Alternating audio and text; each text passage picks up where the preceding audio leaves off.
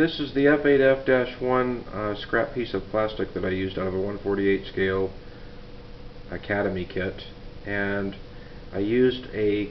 chrome paint made by a company called alclad2, which is lacquer based, and the process consisted of shooting a flat white enamel primer, that is Tester's model primer, over the styrene plastic, and then progressing from a 600 to a 1000 grit smooth sand, and then you let the primer dry for about 3 days. Following that application and that dry time,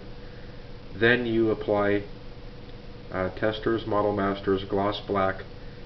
and the important point with this is to let it dry for at least a week, 7 to 10 days being more on the safer side,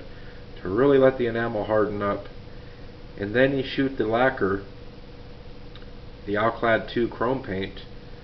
at about 12 to 15 psi from your airbrush, and you want to let that dry. That dries relatively quickly, but you still want to let that dry for a good 2 or 3 days before any handling. And so far it seems to have withstood all of the tests as far as handling, fingerprints, and wet. It doesn't seem to oxidize like some of the other polished metal paints, the enamel based ones, and the water based ones, which would be made by such companies as Tamiya. They tend to be a little bit more vulnerable to oxidizing through repetitive handling, where this process seems to,